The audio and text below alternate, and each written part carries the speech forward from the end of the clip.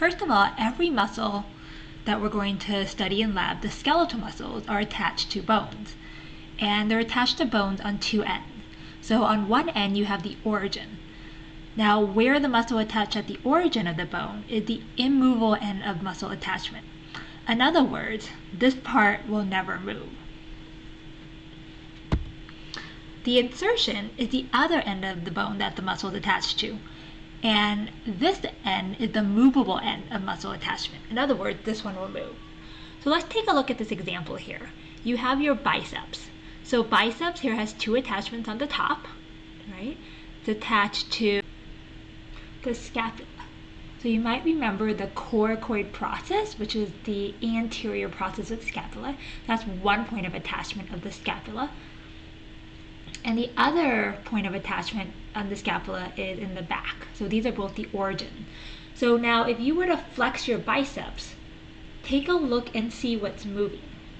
Is your scapula moving at all? No. Again, because the scapula is the origin. It's the immovable end of the muscle attachment.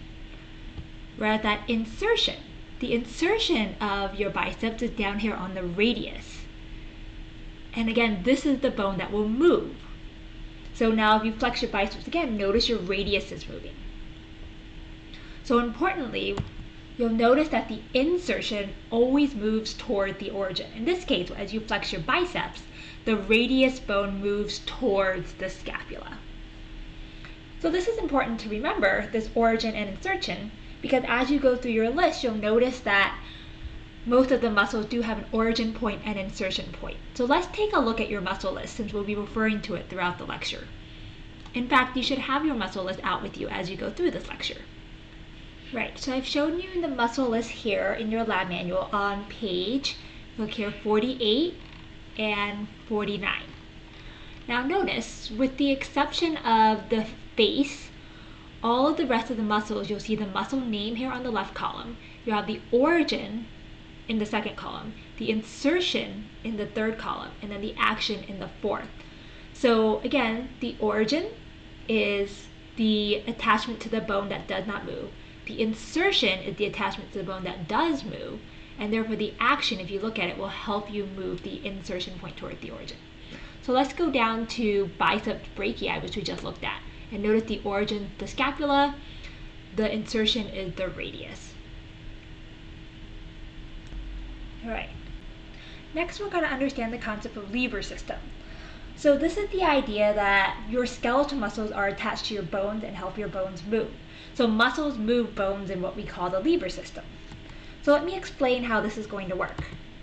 First, in the lever system, you have a lever, which is a rigid bar on a fulcrum. So here are some examples of levers.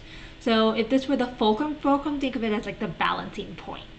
And then these here would be the levers, the straight part of the scissors.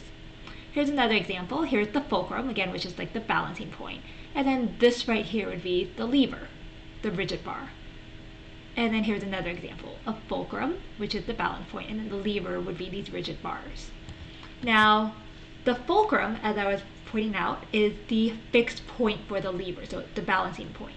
So when it comes to talking about muscles and bones, the bones, of course, are the hard, rigid bars, so they're the levers. The fulcrum, which is the fixed point for the lever, those are your joints. So basically the bones are going to move around the joint, and that makes sense. For instance, your humerus is going to move around the shoulder joint with your scapula, or the femur is going to move around the hip joint with your pelvic girdle. Now, the important thing is that the muscles are involved in helping the bones move. So without the muscles, there's no way you could get these bones to move around the joint. And that's how the lever system works. So again, the muscles are attached to the bones, and then the bones move around the joints. All right, next we're going to talk about muscle actions and interactions. So we just talked about actions of muscles and how they move, and we know that the movement is produced at the joint. Importantly, muscles interact together, so you never really have just one muscle working by itself. So let's talk about these interactions. For example, let's use this concept again of flexing your biceps. And when you flex your biceps, your forearm moves. Your forearms, your radius, and your ulna. So the main muscle that's helping us move the forearm when we flex is your biceps. So we call the biceps a prime mover, or the agonist. It's the muscle that's responsible for the main movement, in this case flexing the forearm.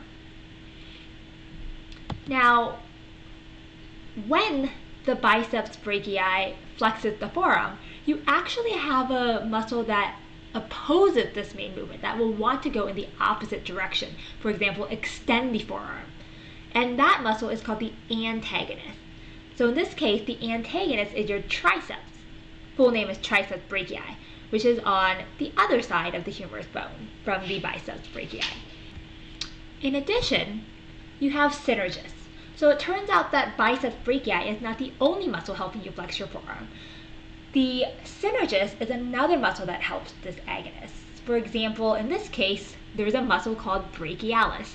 So brachialis is actually sandwiched between biceps and triceps, but brachialis works with your biceps brachii to help flex the forearm. So notice we have three muscles involved here. We have the prime mover, or the agonist, which is the biceps, responsible for the main movement of flexing the forearm. We have the synergist, which helps out the agonist. In this case, it's brachialis, also helping biceps brachii flex the forearm. And then we have an antagonist that opposes this main movement.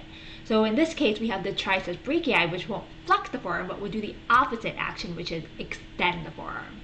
Now, for those of you guys who like analogies and watch movies, you might think of this as, for instance, your favorite comic action flick.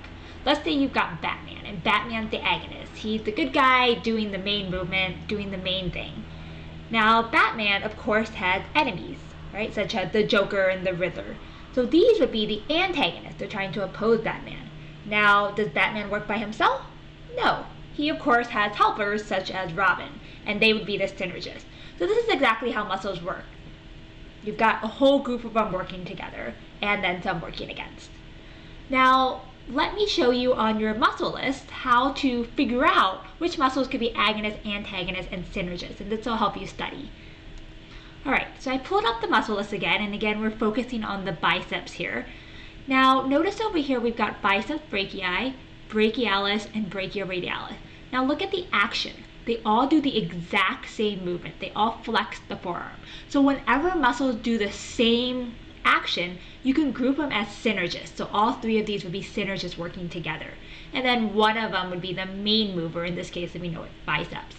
Now look at the action below it. It says extend the forearm.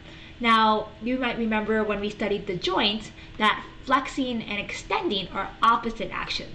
So therefore, you look at here and you see the opposite action is extend, and you know that this would be the antagonist, which of course is triceps.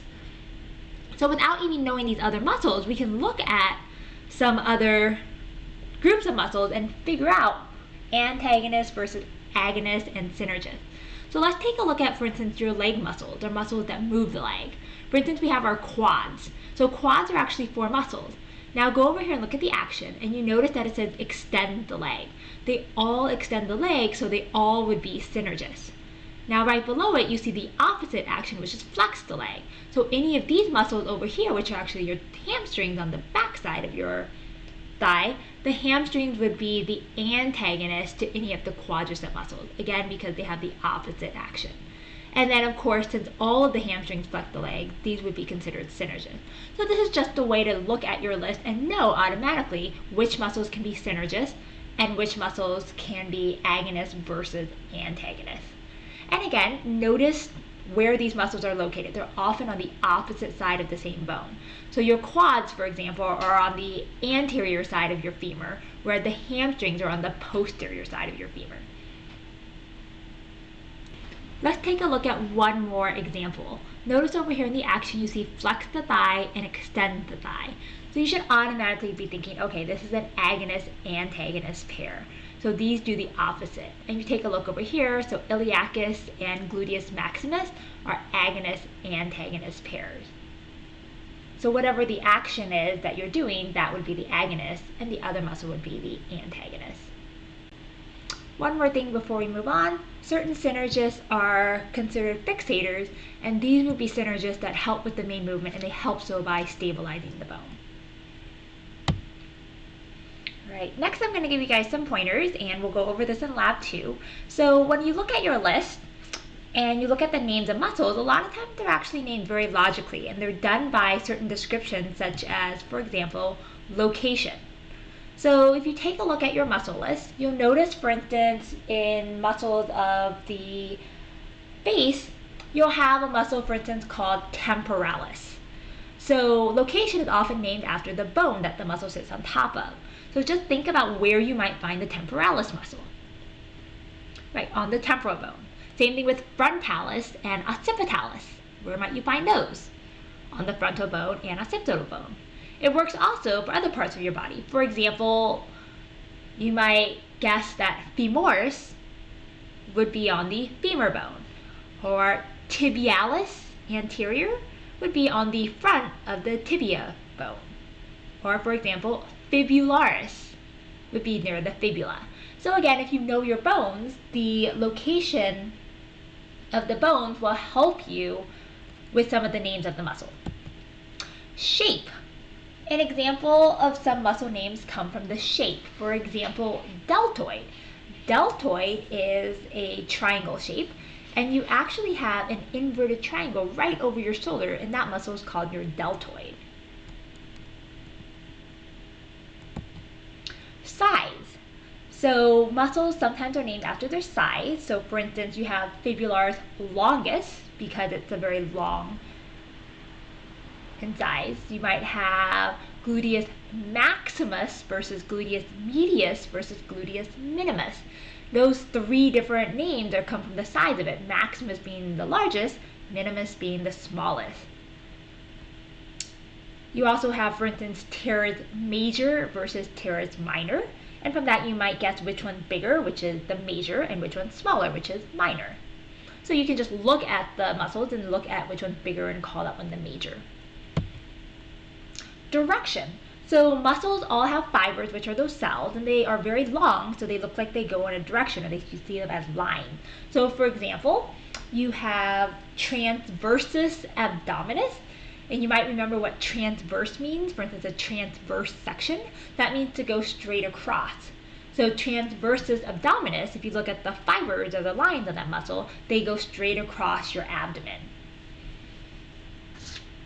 Or you have another abdominal muscle called obliques, and obliques mean diagonal. So if you look at these muscles, they go in a diagonal line, and this is exactly what you're working out. For instance, when you do sit-ups that are side to side, they say you're doing obliques. Another way to name muscles is by number of origin. So origins comes from how many origin points. For instance, biceps. Think about what bi means. 2. And we saw on the picture of bicep that it attaches to 2 different points on the scapula, so there's 2 origins. Think about triceps. Tri stands for 3, so your triceps has 3 points of origin. Or quadriceps. Quadriceps is actually 4 individual muscles, and each has their own origin point, so quad stands for 4. And then lastly, many muscles are named by the action that they do. For example, you have flexor muscles and extensor muscles all along your radius and ulna on your forearm. And the flexor muscles help flex your hand, and the extensor muscles help extend your hand. You also have adductor muscles in the thigh, and they help you adduct your leg, which remember means to bring it back in. So hopefully these naming hints will give you an idea on how to name the muscles and what they do.